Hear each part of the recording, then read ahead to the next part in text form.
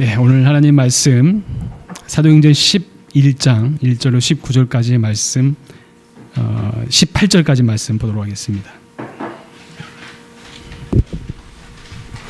사도행전 11장 1절로 18절까지 말씀입니다. 유대에 있는 사도들과 형제들이 이방인들도 하나님의 말씀을 받았다 함을 들었더니 베드로가 예루살렘에 올라갔을 때에 할례자들이 비난하여 이르되 내가 무 할례자의 집에 들어가 함께 먹었다 하니 베드로가 그들에게 이 일을 차례로 설명하여 이르되 내가 욥바시에서 기도할 때에 황홀한 중에 환상을 보니 큰 보자기 같은 그릇이 내 귀에 매어 하늘로부터 내려 내 앞에까지 드리워지거늘 이것을 주목하여 보니 땅에 네 발 가진 것과 들짐승과 기는 것과 공중에 나는 것들이 보이더라. 또 들으니 소리 있어 내게 이르되 베드로야 일어나 잡아먹으라 하거늘 내가 이르되 주님 그럴 수 없나이다. 속되거나 깨끗하지 아니한 것은 결코 내 입에 들어간 일이 없나이다 하니 또 하늘로부터 두 번째 소리가 있어 이르되 하나님이 내 깨끗하게 하신 것을 내가 속되다고 하지 말라 하더라. 이런 일이 3번 있은 후에 모든 것이 다시 하늘로 끌려 올라가더라. 마침 3사람이 내가 유숙한 집 앞에 서 있으니 가이사랴에서 내게로 보낸 사람이라. 성령이 내게 명하사 아무 의심 말고 함께 가라 하시매 이 6 형제도 나와 함께 가서 그 사람의 집에 들어가니 그가 우리에게 말하기를 천사가 내 집에 서서 말하되 내가 사람을 욥바에 보내어 베드로라 하는 시몬을 청하라. 그가 너와 내 온 집이 구원받을 말씀을 내게 이르리라 함을 보았다 하거늘 내가 말을 시작할 때에 성령이 그들에게 임하시기를 처음 우리에게 하신 것과 같이 하는지라. 내가 주의 말씀에 요한은 물로 세례를 베풀었으나 너희는 성령으로 세례를 받으리라 하신 것이 생각났노라. 그런즉 하나님이 우리가 주 예수 그리스도를 믿을 때에 주신 것과 같은 선물을 그들에게 주셨으니 내가 누구이기에 하나님을 능히 맡겠느냐 하더라. 그들이 이 말을 듣고 잠잠하여 하나님께 영광을 돌려 이르되 그러면 하나님께서 이방인에게도 생명 얻는 회개를 주셨도다 하니라. 아멘. 아멘. 예, 오늘 사도행전 35번째 시간인데요. 막을 수 없는 하나님의 구원 역사 라는 제목으로 같이 나누려고 합니다. 오래전 저희 부모님, 저희 부모님 세대 때만 해도 늘 저희 아버지가 하시던 매일같이 아침에 하시던 루틴이 있어요. 옛날 그 어르신들은 신문, 조간 신문이라고 그러죠. 신문을 딱 바닥에 펼쳐놓고 한 장씩 한 장씩 그래서 그날 뉴스가 무엇인가, 어떤 또 사건이 있었는가라는 것들을 뉴스 그 신문을 통해서 접하곤 했습니다. 신문을 다 보시고 난 뒤에 그 다음에 TV를 이제 딱 켜고 또 뉴스를 또 틀죠. 그래서 계속해서 뉴스를 시청하시면서 어떤 정보가 있는지 또 어떤 사건이 있는지에 대한 이해를 갖기도 했습니다. 요즘 이렇게 신문을 놓고 있는 것에 대해서 요즘 그런 사람 뭐 거의 보기 힘든 것 같아요.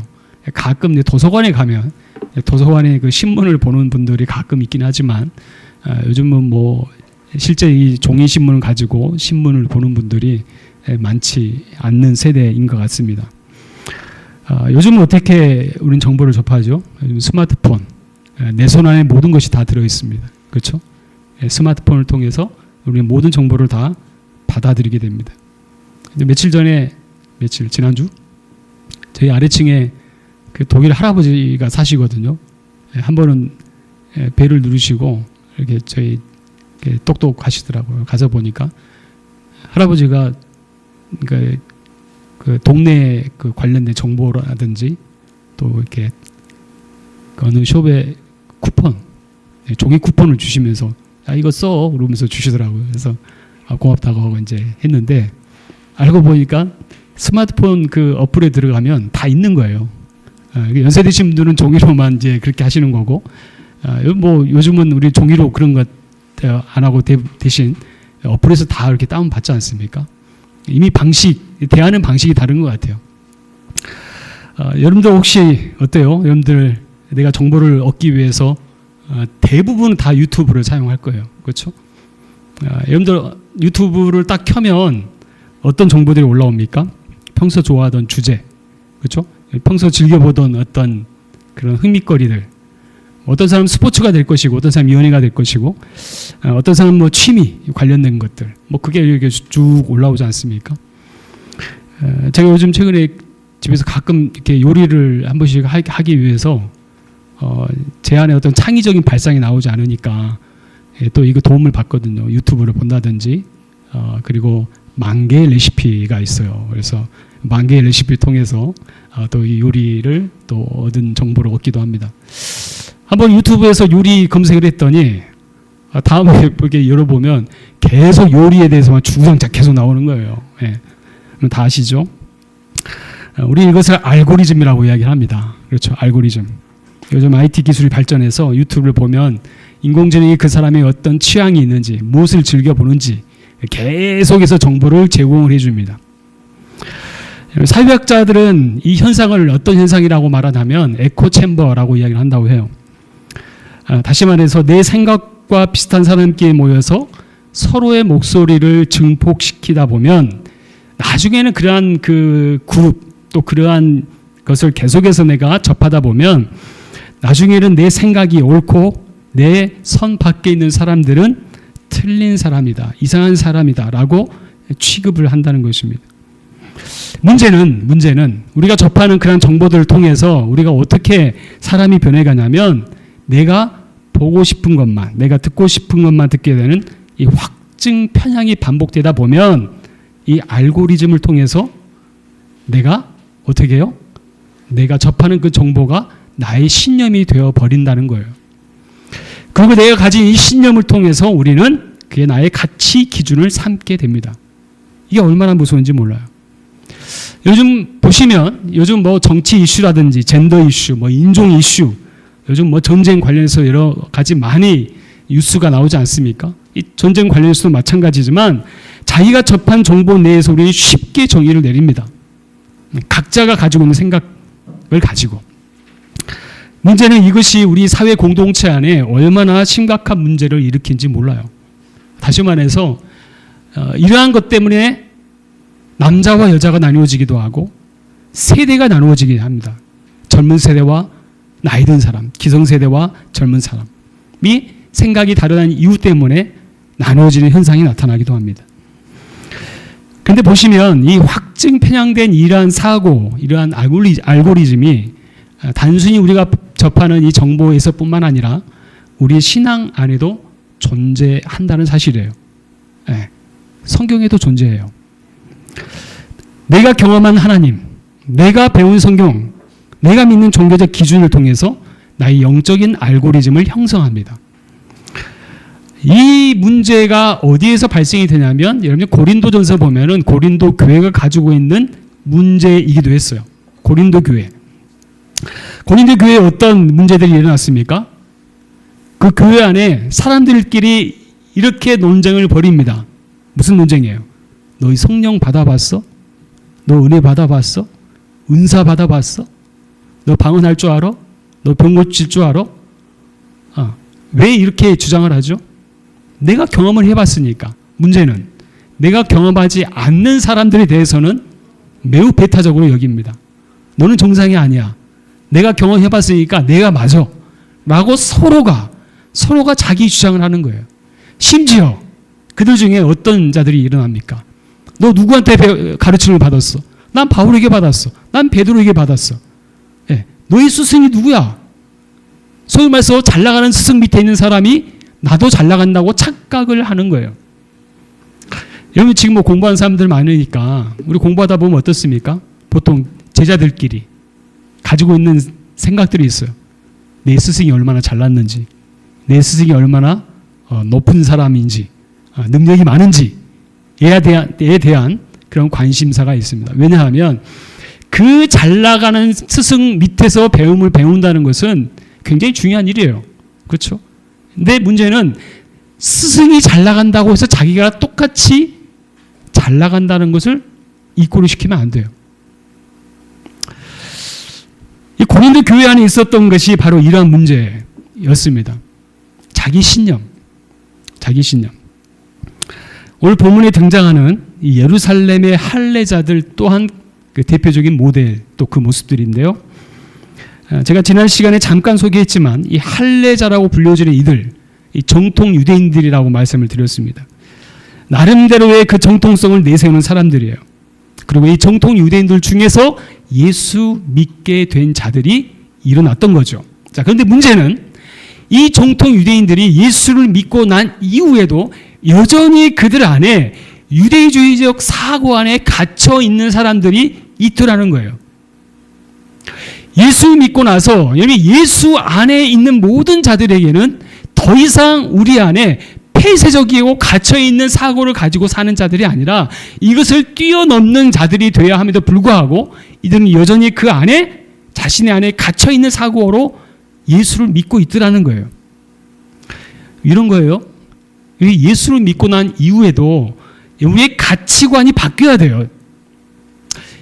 근데 여전히 바뀌지 않는 것들이 있어요. 교회 안에 있다 보면 이런 말들을 해요. 야, 누구 집 자식은 좋은 대학 갔다더라.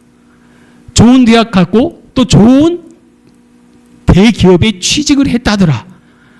라고 이야기를 하면서 그 다음 붙은 수식어가 뭔지 알아요? 무슨 수식어가 붙어요? 하나님이 복 주셔서 라고 표현을 해요. 하나님이 복을 주셔서 그 집안 자식이 잘 돼서 좋은 대학 가고 좋은 취직을 하고 좋은 사람 만나서 결혼 잘했다더라. 무엇 때문에? 예수 믿고 복 받아서. 이게 얼마나 위험한 발상인지 몰라요. 그러면 반대로 이렇게 한번 물어볼까요? 그러면 좋은 대학 못 갔어요. 좋은 곳에 취직을 못했어요. 그럼 그 사람은 하나님으로부터 저주받은 사람입니까? 어떤 사람들이에요? 아니에요. 그렇지 않아요. 근데 여전히 우리 안에 이 성공주의적 그 가치관이 예수를 믿고 있어도 여전히 우리를 자리 잡고 있다는 거예요. 그걸 판단합니다. 잘 됐어? 잘 나갔어? 좋은 데 갔어? 축하해. 너 복 받았구나. 무슨 복? 이게 무슨 복이에요? 여전히 우리 안에 그런 사고로 우리는 살아가고 있더라는 거죠. 아까도 말씀드렸지만 이 할례 받은 자들, 정통 유대인들이 예수 믿고 있음에도 불구하고 여전히 그 사고 안에서 갇혀 지내고 있는 사람들이 있다는 거예요. 자, 이 사람들이 어떤 사람들이냐? 오늘 본문에 보면 자, 오늘 3절 말씀 다 같이 한번 읽도록 합시다. 3절 말씀 다 같이 한번 읽겠습니다. 시작. 이르되 내가 무할례자의 집에 들어가 함께 먹었다 하니 아멘. 아멘. 여러분 보시면 오늘 3절에 등장하는 사람들이 어떤 사람들이에요? 예루살렘에 이 할례 받은 사람들 중에 예루살렘에 할례 받은 사람들, 다시 말해서 정통 유대인들이 그들 중에 예수 믿는 사람들이 있게 되었어요. 근데 그 사람들과 더불어서 그 예루살렘에 있던 사도들이 베드로가 최근에 겪었던 그 일에 대해서 소문을 듣게 됩니다. 최근에 있었던 그 일이 무슨 일이죠? 계속해서 우리가 보고 있어요. 우리가 사도행전 10장 말씀 보면 어떤 사건이 등장했어요? 고넬료 사건이 등장했습니다. 이 고넬료 사건이 무슨 사건이에요? 우리가 계속해서 우리가 주목하고 있는 사건이 사도행전 10장에 보면은 이 고넬료의 회심 사건, 고넬료가 회심하기 전에 어떤 일들이 일어났습니까? 일반적으로 베드로 역시도 그 마음이 동일했어요. 베드로 역시도 감히 이방인이 예수 믿는다고 인정하지 못했어요. 그런데 고넬료 사건을 통해서 하나님께서 베드로 안에 갇혀있는 그 생각의 틀을 다 깨버립니다. 어떻게 해요? 하나님께서 환상을 통해서 너가 더 이상 이것을 더럽다라고 여기지 마라. 음식에 대해서. 그리고 나서 이방인 고넬료도 마찬가지다.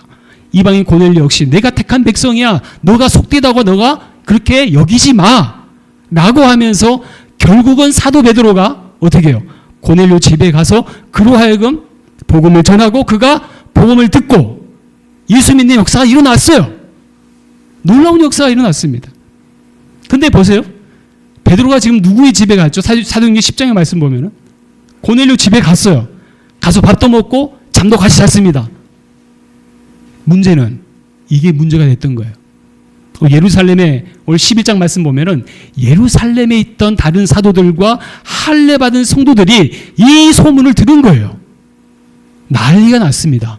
어떻게 베드로가 거기서 이방인과 같이 밥도 먹고 거기서 잠을 잘 수가 있느냐? 난리가 난 거예요. 여기 당시 유대 문화에서 생명같이 여겼던 문화가 있어요. 생명같이 여겼던 문화. 그게 바로 수치 문화입니다. 수치 문화. 이게 무슨 말이냐면 유대인들은 기본적으로 자신들이 지켜야 될 정통이 있어요. 이 정통 중에 하나가 이방인들과 함께해서는 안 돼요. 이 기준에 어떤 기준까지 포함이 되냐면 밥도 먹어서도 안 돼요. 여러분도 가끔 요즘도 중동에 이런 사건들이 등장합니다. 어느 여자가 어느 한 남자를 좋아했다는 이유만으로 그 동네 사람들이 돌로 쳐 죽였다라고 하는 뉴스가 요즘도 나와요. 심지어 그 여인을 돌로 쳐 죽일 때 그 집안의 식구들도 같이 가세해서 그 여인을 죽이게 됩니다. 요즘 중동에 가끔씩 있는 뉴스를 지금도 볼 수 있어요. 이게 왜 이게 가능한 줄 아세요? 그들이 이 짐승같이 무식해서 그런가요? 뭐가 무섭냐면 이 중동 사람들 안에도 여전히 그들이 중요하게 생각하는 가치가 뭐냐면 수치 문화예요. 너는 우리 가문을 더럽혔어. 이거예요. 가차없이 죽여버립니다. 근데 당시 유대 사회에도 이와 유사하게 당시 이들이 자랑스럽게 여겼던 것 중에 하나가 이 수치 문화인 거예요. 근데 이 룰을 깨트리면 더 이상 이것은 공동체를 해하는 것으로 간주합니다. 이걸 보지 못하는 거예요. 지금 이걸 누가 깼다는 거예요, 지금? 사도 베드로가 깬 거예요. 그래서 오늘 3절 말씀에 보면 예루살렘에 있던 사람들이 이걸 가지고 이야기합니다. 어떻게 베드로가 그 일을 할 수 있느냐? 어떻게 이방인과 같이 밥을 먹냐? 이 말이에요. 있을 수가 없는 일이에요. 있을 수가 없는 일. 근데 보세요. 이들에게는 놓치고 있던 것이 하나 있었어요. 한 영혼이 구원받았다는 사실보다 우리가 지켜온 그 정통의 선이 무너졌다는 것을 견딜 수가 없다는 거예요. 베드로의 행동으로 인해서 자신들의 그 수치만으로 생각을 하고 정작 한 영혼이 거듭나고 구원받는 것에 대해서는 전혀 관심이 없다라는 것입니다. 지금 이들에게는 한 영혼의 구원을 받는 그 사건보다 자신이 지켜온 그 종교적인 알고리즘이 깨진 것을 견디지 못한 거예요. 이 모습을 보면서 우리 이런 질문을 한번 해봐야 돼요. 내가 옳다고 생각하는 것이 과연 하나님의 일하심을 돕고 있는가? 아니면 내가 그것을 가로막고 있지 않는가? 내가 옳다고 믿는 그것에, 내가 옳다고 믿는 그 신념이 과연 그게 하나님이 위한 것인가? 아니면 하나님의 일을 가로막고 있는 것인가? 스스로 자문해 보셔야 돼요. 이게 얼마나 무섭냐면 십자군 전쟁이 중세에 십자군 전쟁이 일어났었죠. 이 십자군 전쟁이 어떻게 일어납니까? 당시 서구 기독교회 안에 카톨릭 교회 안에 로마 교황청을 중심으로 해서 1095년도에 당시 교황 우르바누스 2세가 외쳤던 외침이 있습니다. 뭐냐면 하나님이 그것을 원하신다 라는 구호를 던져요. 하나님이 원하신 것이다 라는 명분을 가지고 예루살렘을 향해 입성해서 남녀노소를 가리지 않고 모든 사람을 다 죽여버립니다. 당시 얼마나 잔혹한 현장이었냐면 무릎까지 피가 찼다라고 표현하고 있어요. 얼마큼 사람을 많이 죽였냐면. 근데 이 살인 앞에 한 구호가 뭐라고요? 하나님이 그것을 원하신다. 얼마나 무서운 신념이에요. 중세 마녀 사냥 혹시 알고 계십니까? 중세 마녀 사냥. 16세기, 17세기에 있었던 사건입니다. 당시 그 각종 전염병 그리고 먹을 것이 없어가지고 사람들이 굶어 죽어갈 때 그 타켓을 누구에게 가리킵니까? 여자들이 문제야 라는 여론이 막 일어나기 시작하면서 사람들이 그곳에 달려들어 무려 얼마나 사람을 죽이게 되냐면 4만에서 6만 명을 죽였다고 그래요. 그중에 70% 이상이 여자들입니다. 이걸 마녀 사냥개는 이야기를 합니다. 이 역시도 무엇이 시작이었냐면 하나님의 공의를 앞세워서 행한 일이에요. 자기 신념인 거예요. 하나님의 이름으로 행했던 그 일이 얼마나 우리로 하여금 무서운 악행을 벌이고 있는가라고 하는 것을 우리에게 보여주는 대표적인 모습들인 거예요. 다시 한번 여러분들 자문해 봤으면 좋겠어요. 내가 가지고 있는 그 신념이, 내가 가지고 있는 그 마음이 과연 하나님의 이름으로 내가 나를 합리화하고 있는가? 아니면 하나님의 일을 막아서는 자로서 우리가 존재하고 있지 않는가? 생각해 보셔야 돼요.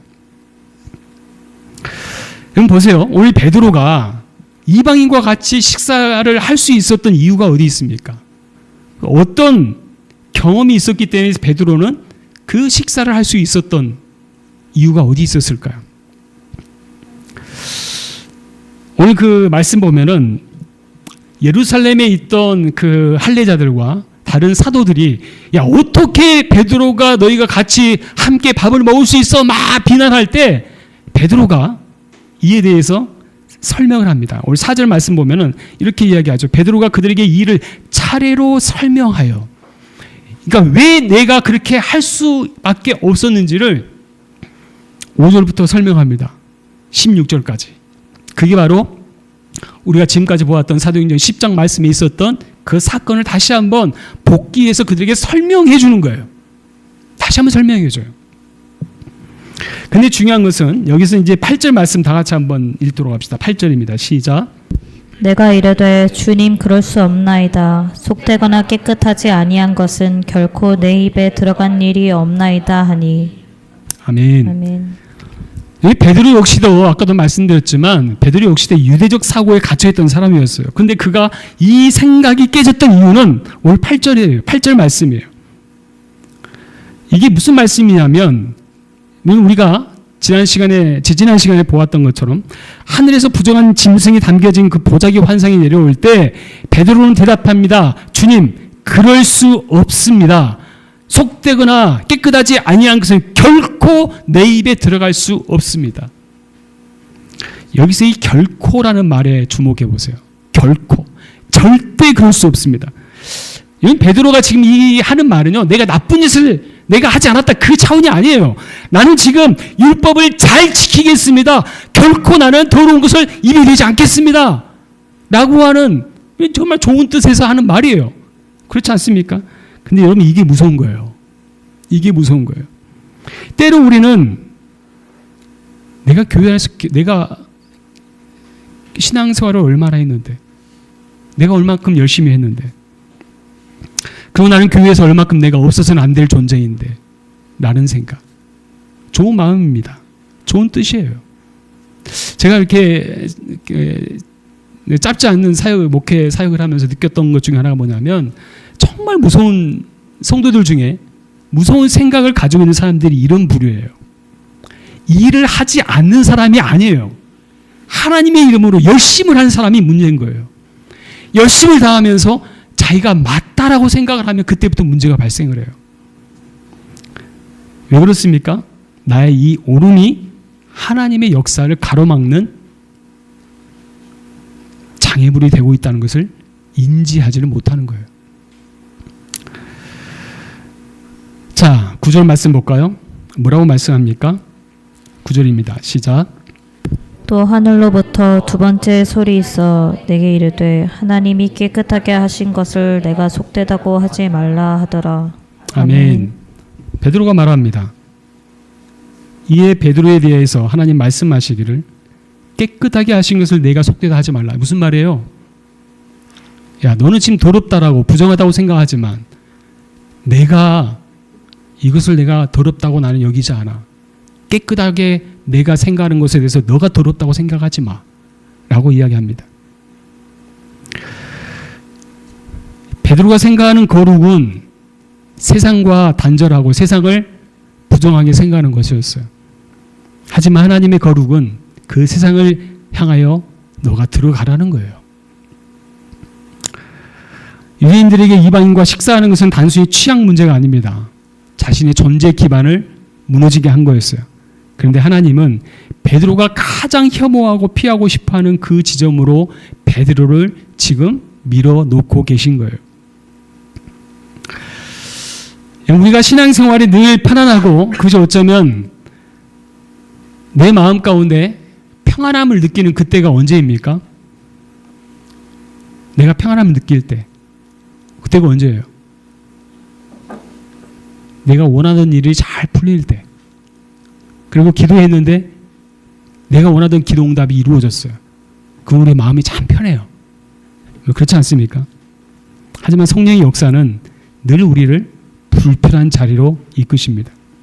베드로처럼 내가 그어놓은 선이 지워지는 당혹감을 우리가 경험할 때 비로소 우리의 내 신앙이 성장하는 거예요. 여러분 보세요. 하나님이 주신 평안함이 있을 때 어느 곳에 있을 때보다 우리의 마음은 안정을 갖게 됩니다. 우리의 마음이 안정을 갖게 돼요.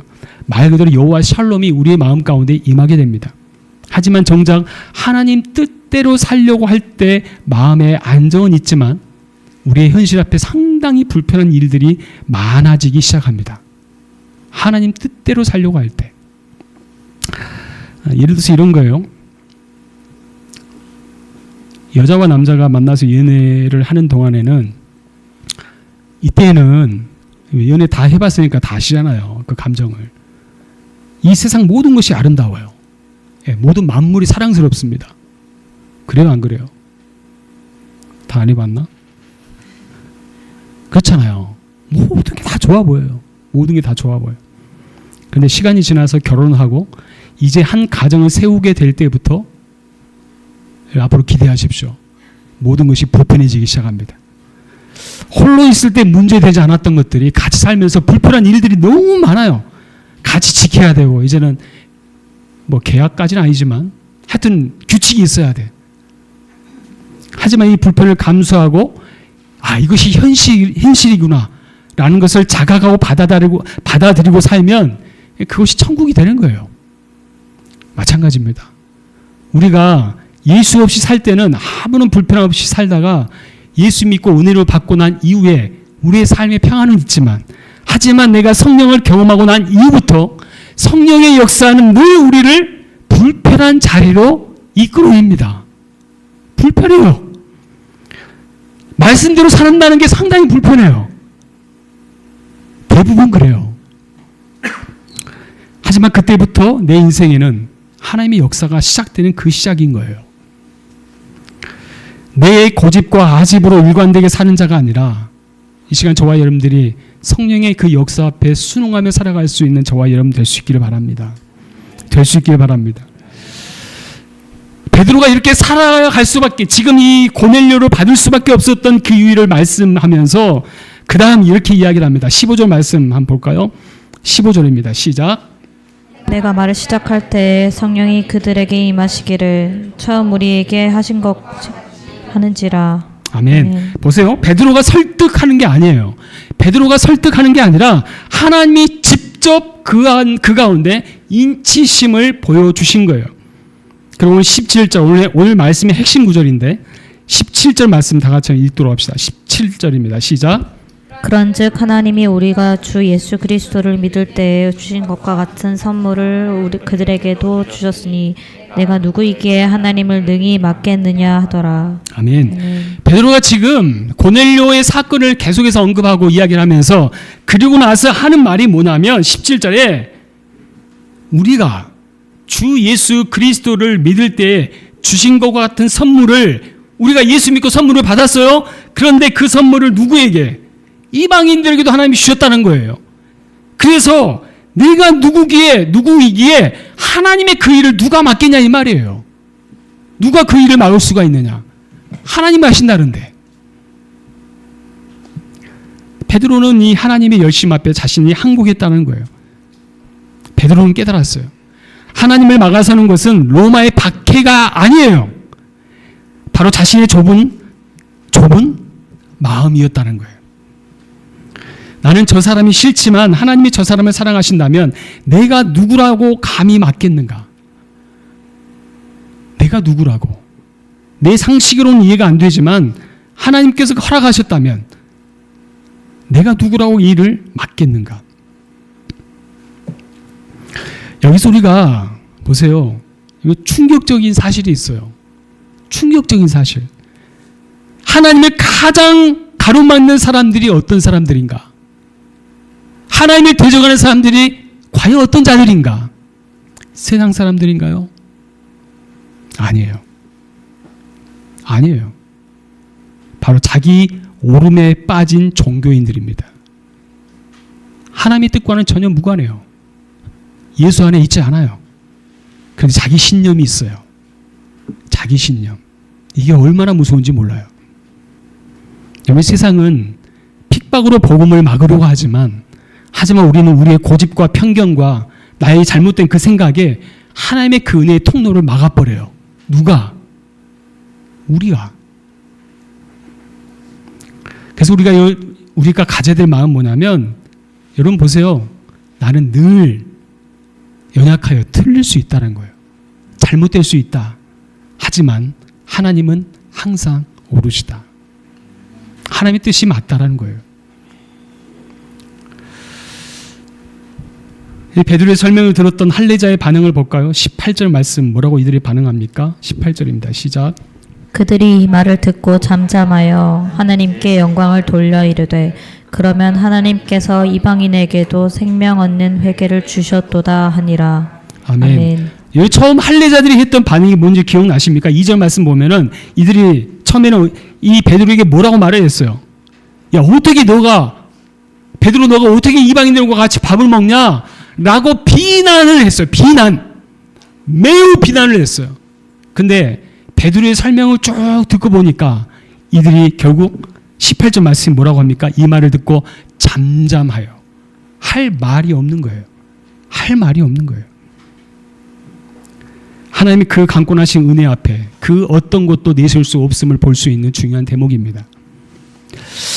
말씀을 맺을게요. 이 시간 저는 우리가 한 주간 동안 여러분들의 삶 가운데 이 결코라는 말, 결코 베드로가 했던 말이잖아요. 결코 내가 그리할 수 없습니다. 이 마음을 우리가 내려놨으면 좋겠어요. 이 결코는요, 나의 신념이었던 거예요. 나의 경험, 나의 생각, 내가 그어놓은 그 정의. 이렇게 고백합시다. 하나님, 제 좁은 상식으로 주의 일을 가로막는 그런 사람 되지 않게 하여 주시옵소서. 나의 좁은 편향된 생각의 틀을 깨고 하나님께서 나와 하여금 허락하신 그 은혜, 그 물줄기를 내가 내어줄 수 있는 그러한 사람 되게 하여 주시옵소서라고 우리가 그렇게 기도했으면 좋겠습니다. 다시 한번 부탁합니다. 나의 하는 그 일로 말미암아 하나님을 막아서는 자가 아니라 하나님의 은혜의 통로가 될 수 있는 저와 여러분 될 수 있기를 주님의 이름으로 축원합니다.